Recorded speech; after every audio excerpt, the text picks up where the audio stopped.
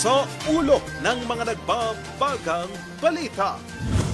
2 patay, 8 sugatan sa karambola ng bus, SUV at tricycle sa La Union.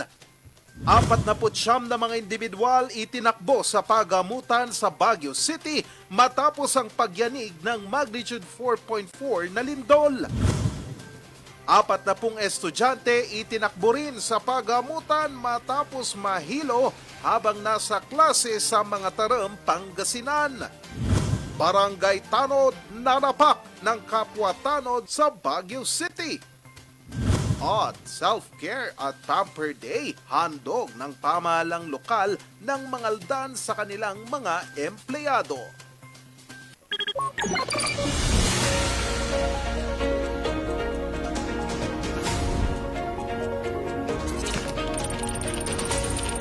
Ang iniwan nitong pinsala ng pag-uusok sa ikinapatayuan ng pamilya ang bilangan.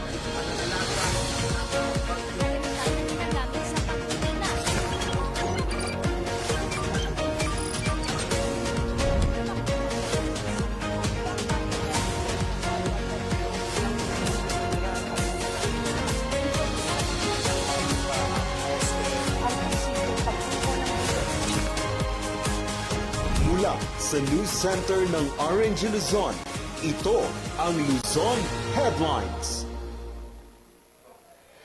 Magandang hapon, Northern Luzon. Narito na ang mga bago at maiinit na mga balita. Matapos maranasan sa Baguio City ang magnitude 4.4 na lindol kahapon, umabot sa 46 na mga individual ang kinailangang itakbo sa pagamutan dahil sa pagkakaranas nila ng pagkahilo. Sa talarin ng CDRRMO, umabot sa 15 mga struktura sa lungsod ang nakapagtala ng mga bitak sa kanilang mga dingding. Ang detalye sa report. Pasado alas 10 ng umaga kahapon October 9, niyanig ng magnitude 4.4 na lindol ang Pugo, La Union. Ang pagyanig naramdaman sa Baguio City. Karamihan sa mga residente nagsilabasan mula sa kanilang mga bahay at gusali. Ang mga mag-aaral nagsilabasan rin sa kanilang mga silid-aralan. Bagamat ilang segundo lamang ang itinagal nito, ilang estudyante at mga residente ang itinakbo sa pagamutan. Ang guro at estudyanteng ito ng Baguio City National High School itinakbo sa pagamutan matapos mahimatay. Maging ang mga estudyanteng nagsilikas sa Burnham Park, nahimatay rin at isinakay sa mobile ng pulis. Sa tala ng CDRRMO, 46 ang itinakbo sa iba't ibang pagamutan sa lungsod dahil sa pagkahilo. Ang findings ng ating mga doctors, yung mga responders natin doon is nag-faint sila, nagka-anxiety, and then difficulty of breathing. Pero mostly mga bata Siguro first time na na-experience ang earthquake, kaya ganon. Sa tala rin ng CDRRMO, may 15 gusali ang nakapagtala ng mga bitak. So far, nakita natin yung product ng outcome ng ginagawa nating quarterly na simulation. No? Nakita natin, more or less, effective siya.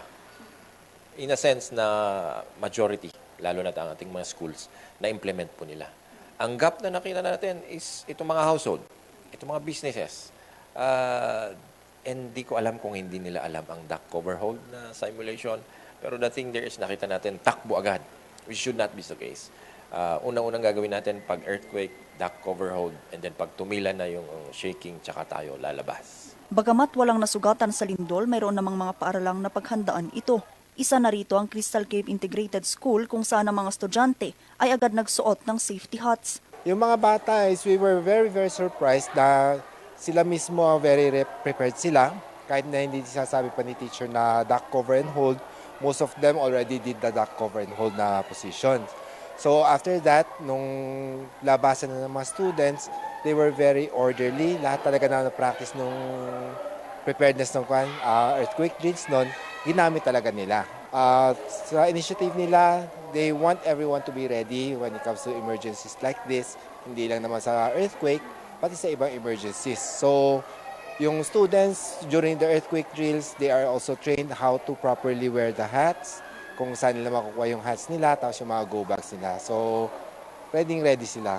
May na-receive tayong mga around 15, I think, na infrastructures na requested for inspection. So far, yung mga inspection na nagawa natin is minor lang naman, yung mga cracks. Hindi siya critical.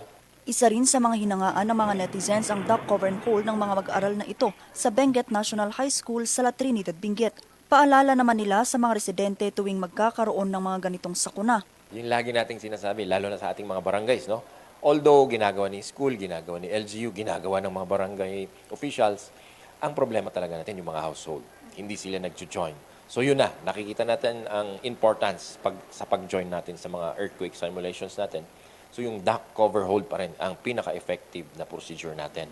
So yun ang sana maging, kumbaga, lagi natin ginagawa. It will become a muscle memory such that kung may incidences na ganun, alam natin kung anong gagawin.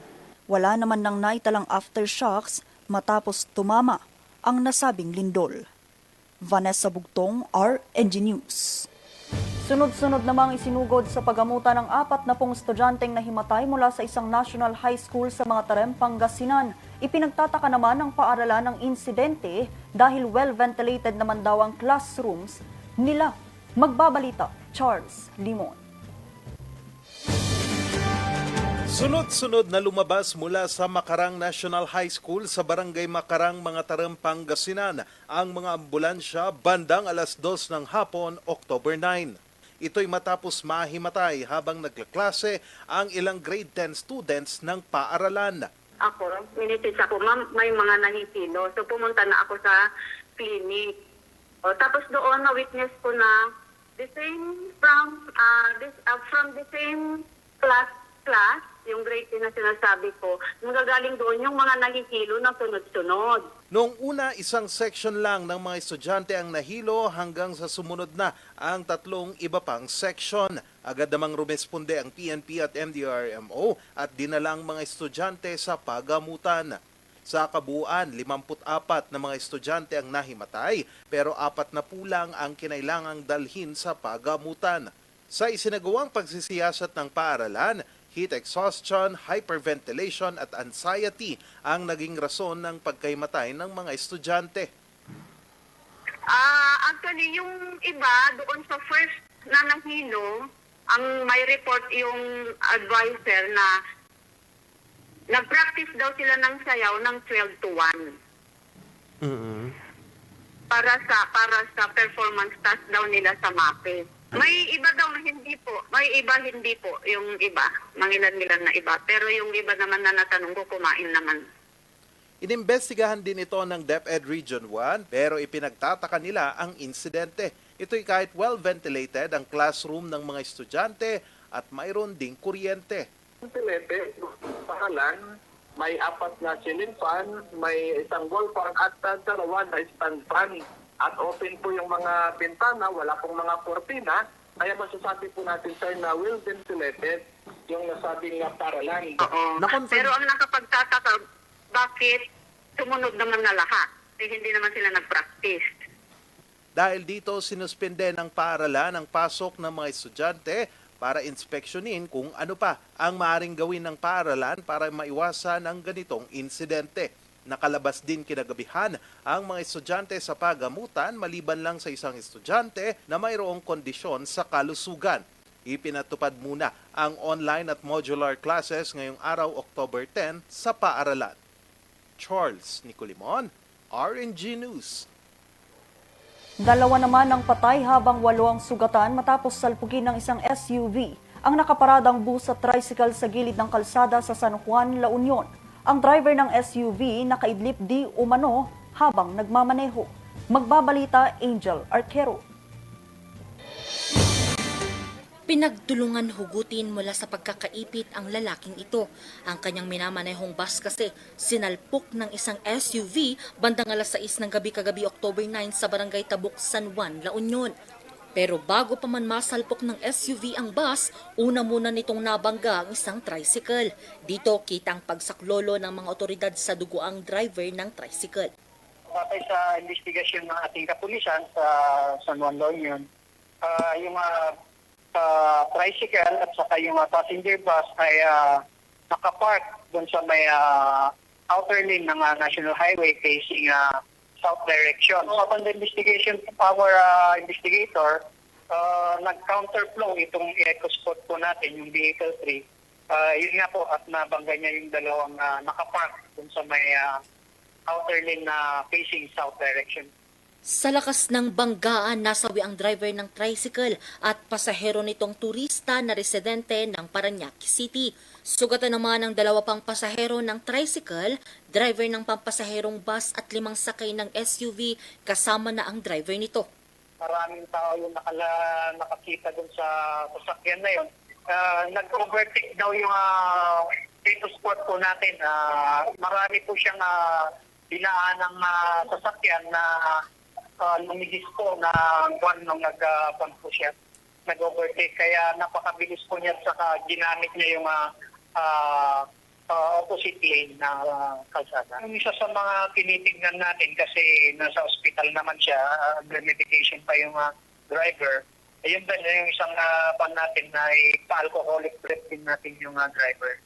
Dagdag pa ng San Juan PNP, takaw disgrasya ang nasabing bahagi ng kalsada dahil walang masyadong ilaw sa lugar.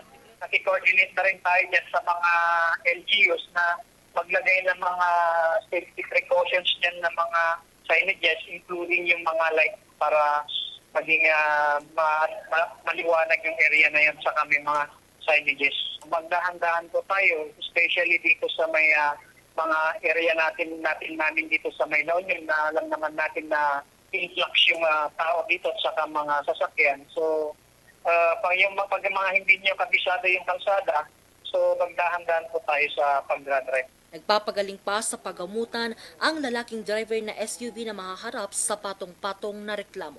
Angel Arquero, RNG News. Formal nang nanumpa bilang bagong ombudsman si Jesus Crispin Rimulya bilang ika-7 ombudsman ng Pilipinas. Sa pag-upo, umaasa naman ang publiko na matugunan ang isyu sa mga maanomalyang flood control projects. Magbabalik sa report, Angel Arquero. 2 araw matapos italaga ni Pangulong Ferdinand R. Marcos Jr. si Justice Secretary Jesus Crispin Rimulya bilang ombudsman. Kahapon October 9 nanumpa na ito bilang ika-7 ombudsman ng Pilipinas sa Korte Suprema. Nanumpa siya kay Acting Chief Justice Marvic Leonen sa Korte Suprema. Ayon kay Rimulya, agad niyang aaksyonan ang mga sangkot sa maanumalyang flood control project. Ayusin natin itong gusot na to. Kasi nga, it's a mess. Itong nangyari ito is a mess, di ba? Kailangan ayusin natin to.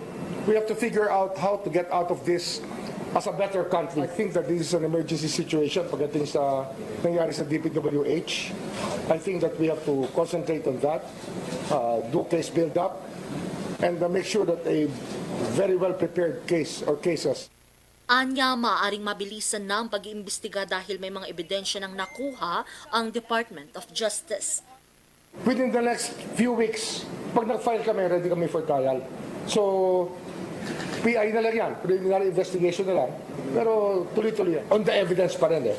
Pero marami na naman kami nakukuha na evidence. Kaya naman ang publiko, hiling na mapabilis ang paggamit ng hustisya laban sa mga sangkot sa maanumalyang flood control projects sa bansa. Sana, para naman po, hindi naman po kawawa yung mga nasa flood control na yung mga nafa-flood ngayon. Sana ma'am. They need to have thorough investigation kasi hindi naman siguro tayo basta-basta magpalit ng mga leaders or mga officials kung walang investigation. So for me, it's better to have thorough investigation. Panagutin talaga yung mga may problema. May solve muna yun kasi hanggat kahit mapalitan sila kung andyan pa rin yung problema, parang hindi tayo aahon. Hanggat may mga korap tayong nasa itaas, parang hindi mag-i-improve yung natin kasi sa kanila napupunta lahat ng... Ang pagiging at pagtatalaga sa kanya bilang ombudsman ay nararapat na magkaroon ng transparency at managot ang dapat na managot, kung mayroon man, dapat na managot. At ang pagtatrabaho po ng Ombudsman Rimulya ay para sa buong bansa, hindi para sa iisang sektor o iisang panig lamang. Dagdag pa ni Rimulya, wala siyang sasantuhin sa isasagawang pag-iimbestiga. Wala ho tayong sinisino rito. Kung mataas man o mababa, pero sisiguraduhin natin yung ebidensya nakatuon pag-file natin ang kaso. So kahit mataas yan, kahit umabot na senador yan, kung saan maabutin yan, gagawin natin. Pinuno naman ng ilan ang pagkakatalaga kay Rimulya bilang bagong ombudsman. Tugon naman dito ng Malacanang. The administration remains firm in its commitment to fight corruption wherever it exists. As Ombudsman Rimulya is expected to uphold transparency, strengthen anti-corruption measures, and ensure that justice is administered fairly and efficiently. Bago ang kanyang pagkakatalaga, nalilbihan muna si Rimulya bilang ika-59 na kalihim ng Department of Justice mula noong taong 2022 hanggang ngayong 2025. Angel Arquero, RNG News. Susunod, Barangay Tanod nanapak ng kapwa Tanod sa Baguio City. Yan at iba pang balita. Abangan!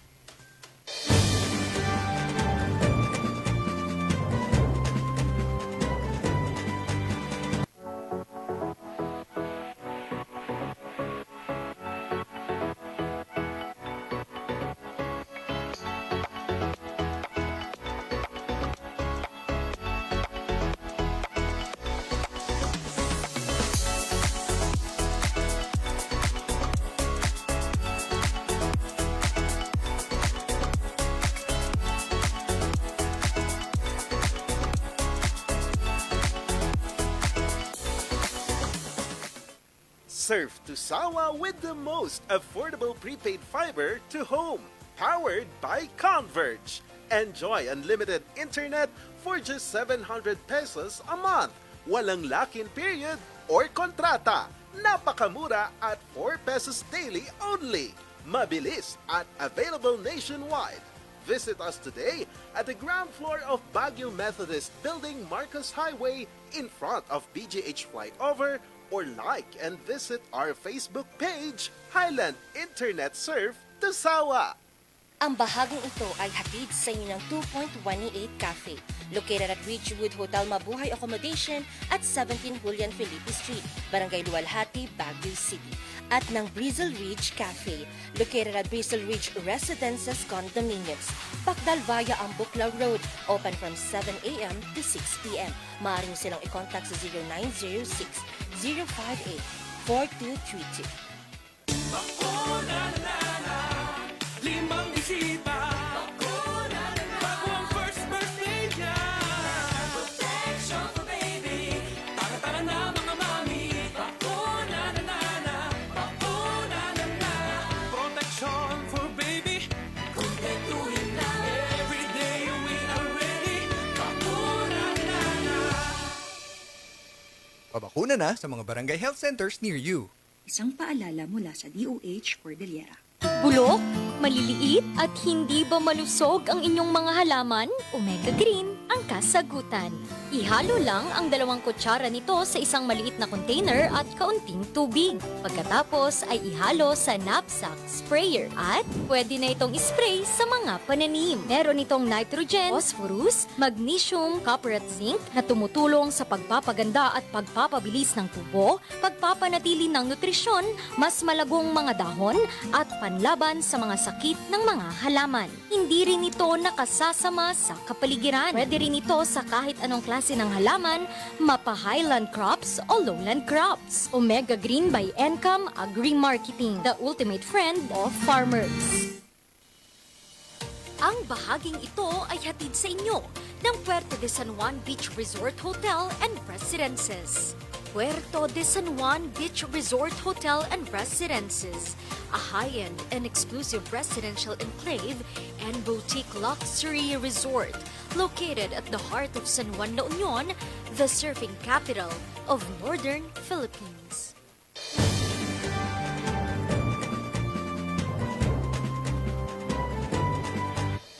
Sa pool sa CCTV ng isang barangay hall sa Baguio City, ang naging tensyon ng ilang mga opisyal ng isang barangay.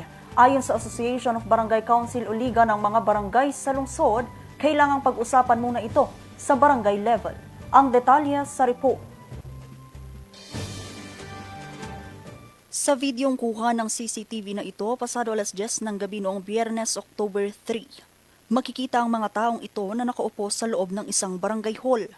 Maya-maya pa padabog na pumasok ang lalaking ito tsaka nilapag ang kanyang payong. Lumapit ito sa nakaupong lalaki. Tsaka niya ito sinampal.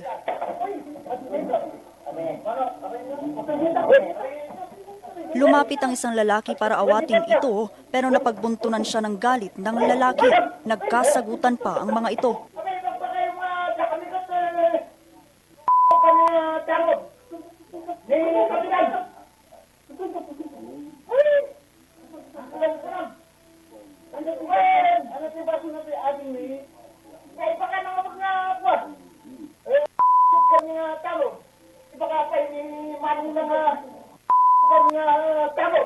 Tila hinamon pa nito ang kapitan ng barangay.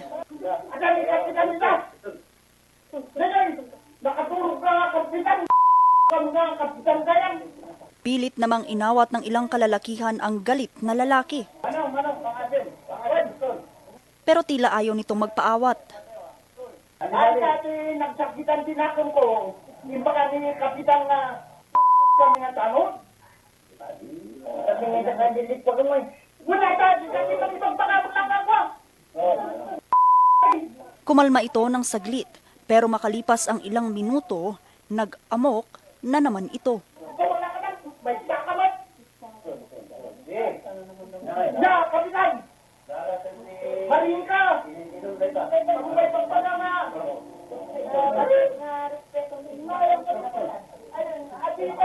Ang insidenteng ito na ipaabot na sa tanggapan ng Liga ng mga Barangay sa Baguio City at ayon sa presidente ng Liga, Okay, nasa barangay muna yan, nasa barangay level.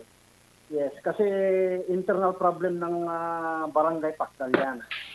So considering that yung involved doon is a barangay tanod and barangay officials, magmi-meeting ang barangay council, so pag-usapan nila kung ano ba ang punot dulo. pero kung sakali mang hindi ito marisolba sa barangay level, So it's either ipunta sa liga muna and then ipunta sa DILG and then i-refer sa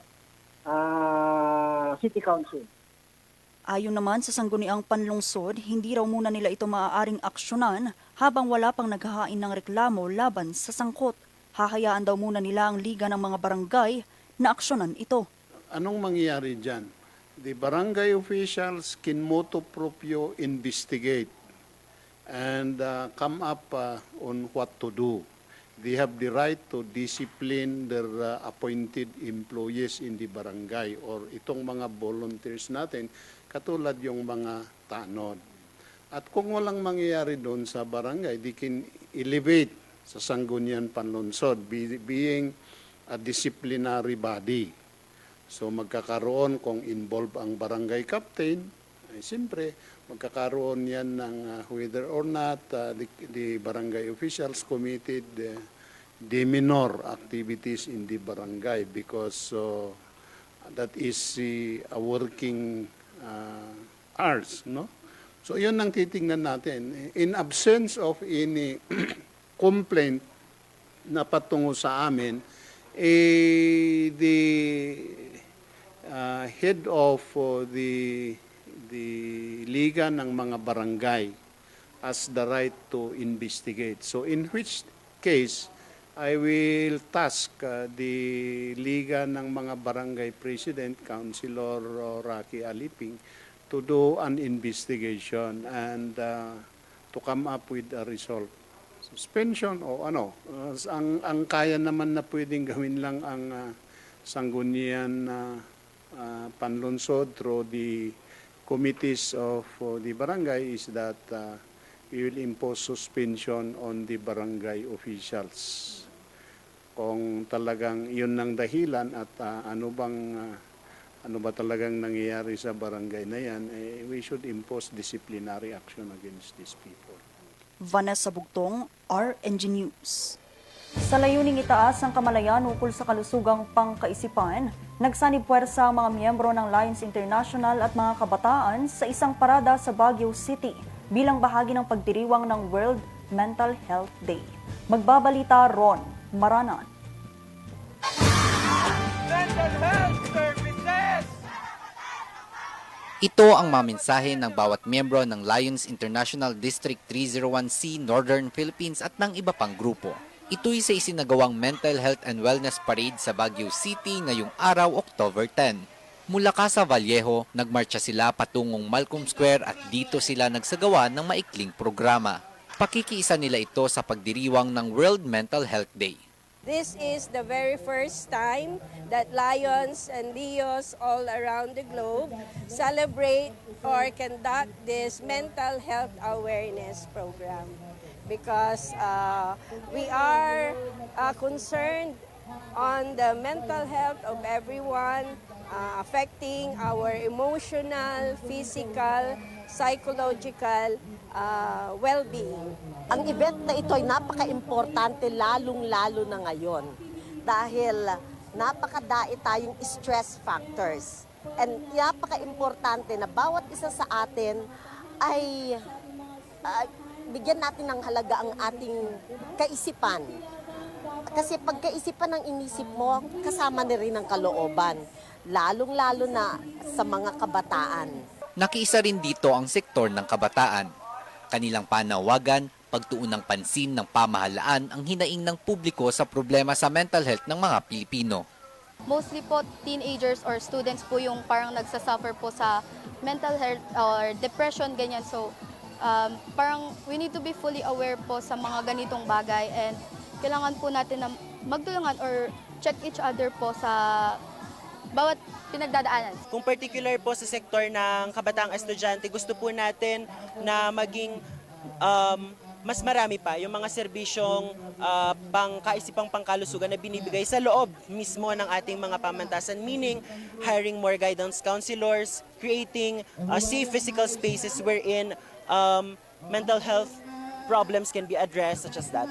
Ayon kay Jeanette, isa ang Cordillera sa mga rehiyong mayroong mataas na bilang ng mga mayroong mental health problem. Talagang tumataas yung incidence ng mental health illnesses natin dito sa Philippines and here in the Cordillera. Lalo na noong panahon ng pandemic, no, when for example the youth ay na-seclude,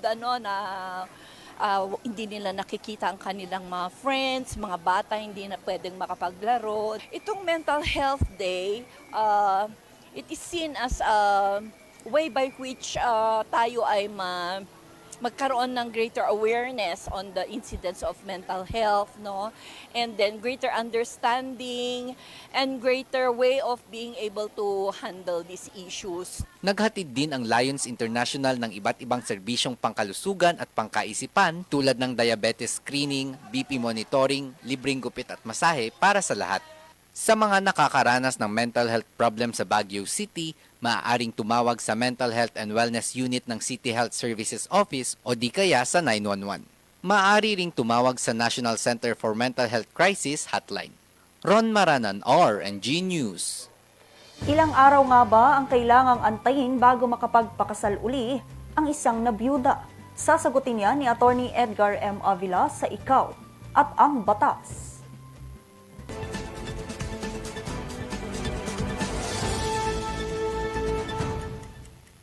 Maraming nabibiyuda even at their early young age. Pwede ba silang magpakasal? Pwedeng-pwede. No? Pwedeng magpakasal ang isang nabiyuda sa ibang tao because as far as the law is concerned, single na yan. And there is no more bar. There is no more prohibition on her getting married. Kaya lang, under Republic Act 8533, yung ating family code, kailangan may number of days after the death of your husband bago ka pwedeng magpakasal. No? And that number of days is 301 days. No? After the death of your husband. Huwag kang gigil magpakasal. No? Baka nasa kabaong pa lang yung asawa mo. Gusto mo nang magpakasal. No? So you should count 301 days after the marriage. Meron ding penal provision ito under Article 351 of the Revised Penal Code. Illegal marriage ito pag within 301 days. At sabi ng Revised Penal Code, any widow who shall marry within 301 days from the date of the death of her husband shall have a penalty of arresto mayor and a fine not exceeding 500 pesos. So, ano bang purpose nito? Ano bang kagimikan ng gobyerno? At ayaw kayong magpakasal within 301 days. It is for purposes of determining a paternity of a child. No? Para malinaw na kung sakaling buntis ka later on, na hindi yung namatay mong asawa ang may ama doon sa bata, kundi yung future husband mo. So, mga kababayan, ang magic number is 301 days.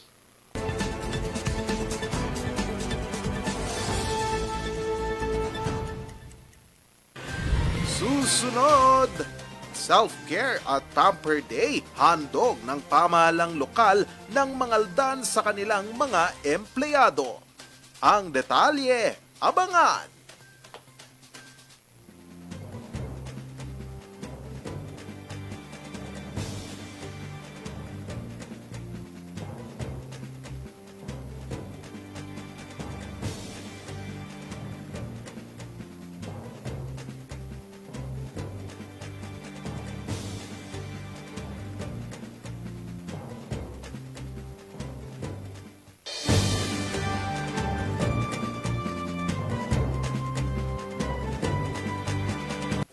Bahaging ito ay hatid sa inyo ng Pongtao Dashcam Supplier, located at Longlong, La Trinidad, Benguet.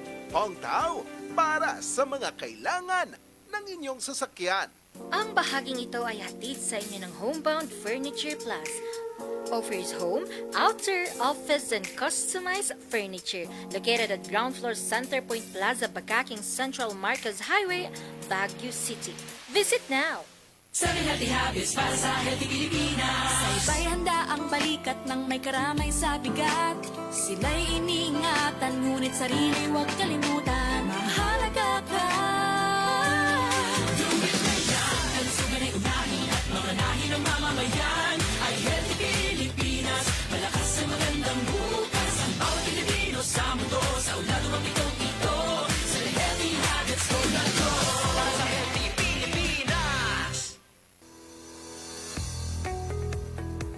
Looking for a place to stay in Baguio City?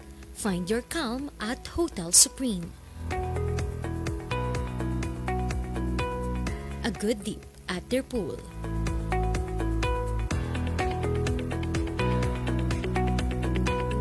Clean and comfortable rooms with a view.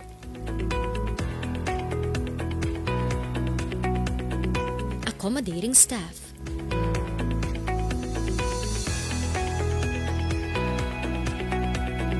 You can also enjoy a sip of coffee at their coffee shop.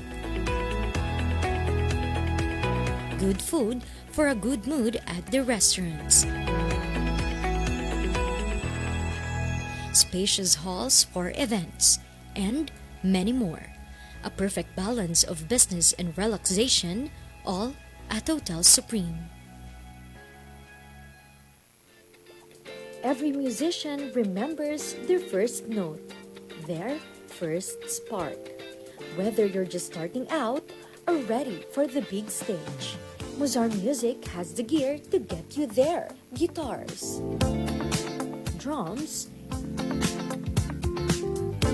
keyboards, and expert advice from people who live for music. Mozar Music, bringing music closer to your hearts.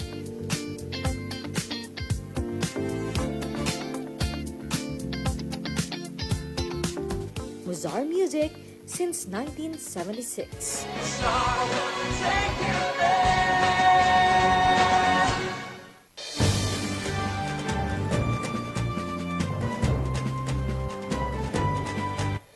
Bilang bahagi ng pagdiriwang ng 125th Philippine Civil Service Anniversary, Self-Care at Pamper Day ang handog ng pamahalaang lokal ng mangaldan sa kanilang mga empleyado alinsunod sa Wellness Day activity.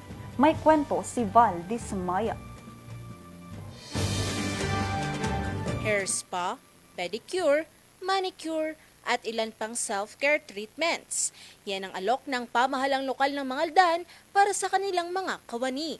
Ito'y alinsunod na rin sa pagdiriwang ng 125th Philippine Civil Service Anniversary at Municipal Employees Wellness Activity nitong Miyerkules, October 8. Layo ng nasabing aktibidad na mapanatili ang kalusugan at kasiglahan ng mga kawani ng gobyerno upang patuloy na makapaghatid ng mahusay na serbisyo sa mga residente ng Mangaldan. Sa pamumuno ng pamahalaang bayan na isa katuparan ng programa bilang simpleng paraan ng pasasalamat at pagpapahalaga sa dedikasyon ng mga empleyado ng munisipyo. Naging kaagapay ng lokal na pamahalaan sa aktibidad ang Mangaldan Salon Artist Association kung saan sila ang nanguna sa pagbibigay ng ilang serbisyo tulad ng hair spa, haircut at treatment para sa mga kawani. Lubos naman ang pasasalamat ng mga kawani sa nasabing aktibidad. Ang Employees Wellness Day ay naging patunay ng pagmamahal at pagpapahalaga ng pamahalang lokal sa mga taong patuloy na naglilingkod para sa bayan ng Mangaldan.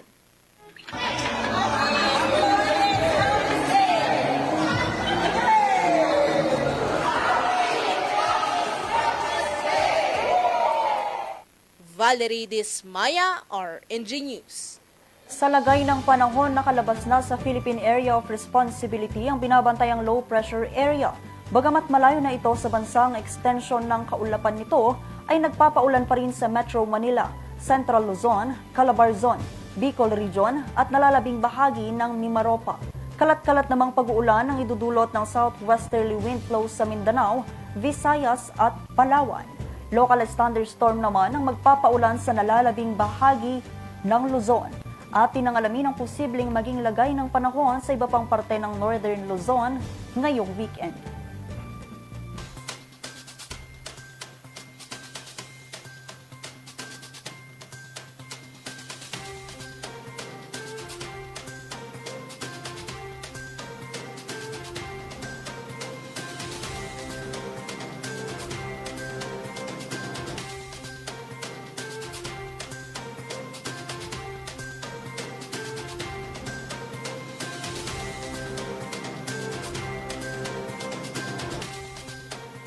Isang pugita sa nakakatakot na lilalang sa ilalim ng dagat. Pero sa kakaiba nitong anyo, tila hindi pa alam ng lahat na ang pugitang ito ay mayroon palang 3 puso. Kung paano ito nangyari, yan ang ating tuklasin ngayon dito sa Alam Mo Ba? Alam mo ba? 8 galamay, 3 puso at matatalas na paningin. Yan ang octopus o pugita. Isang kamangha-manghang nilalang sa karagatan. Kakaiba ito sa ibang mga nilalang sa karagatan dahil ang mga pugita ay matatalino at kayang iayon ang kanilang sarili sa anumang kapaligiran. Pero, bakit nga ba may 8 itong galamay at 3 puso? Ayon sa mga marine scientist, ang mga octopus ay mayroon na 330 milyong taon na ang nakakalipas. Katunayan, tinawag itong vampiropods, ang itinuturing na pinakaunang uri ng pugita na nadiskubre. Kasabay din ito ang pag-usbong ng mga unang nilalang sa dagat na may malambot na katawan o mga cephalopods. Tungkol naman sa kanilang galamay, ayon sa Natural History Museum, ang 8 galamay ng octopus ang pinaka-epektibong sandata bilang isang kilalang predator sa dagat. Sa pamamagitan nito, nakakakapit sila ng mahigpit sa mga batong taguan, mabilis at madaling nakakapagbukas ng shell o kabibe at kaya nitong magmanipula ng iba pang mga bagay. Pero ang pinaka-nakakabilib, hindi lamang galamay ang meron sila, kundi 3 puso. Ayon sa National Institutes of Health, ang unang puso ay tinatawag na systemic heart, ang nagpapadala ng dugo sa buong katawan. At ang 2 mas maliit naman na branchial hearts ang nagpapadala ng dugo sa mga gills para sa oxygenation. Ang mas nakakabilib pa, kapag lumangoy ang mga pugita, hindi tumitibok ang malaki nitong puso. Kaya mas gusto nilang gumapang kaysa lumangoy kasi nakakapagpahina ito ng kanilang puso. Ayon din sa pananaliksik ng mga marine biologists, matatalas din ang kanilang memory at problem-solving skills. Ang mga octopus din ay may abilidad na magpalit ng kulay at tekstura ng balat nila na kung tawagin ay chromatophores o specially designed cells na nagbibigay sa kanila ng abilidad na magtago o magpanggap bilang bato, buhangin o coral. Kumbaga, para silang may built-in camouflage system. Sa kabila ng kanilang katalinuhan, maikli lang ang buhay ng mga octopus. Karaniwang tumatagal lang sila ng 1 hanggang 2 taon at pagkatapos nilang mangitlog, kadalasang namamatay ang mga babaeng octopus. May gusto ba kayong malaman na trivia? I-comment na yan at ito ay aming aalamin. Ngayon, alam mo na! At yan ang mga balitang nakalap ng Luzon Headlines ngayong araw. Muli, maraming salamat at magandang araw sa ating lahat. 76 days na lang, Pasko na.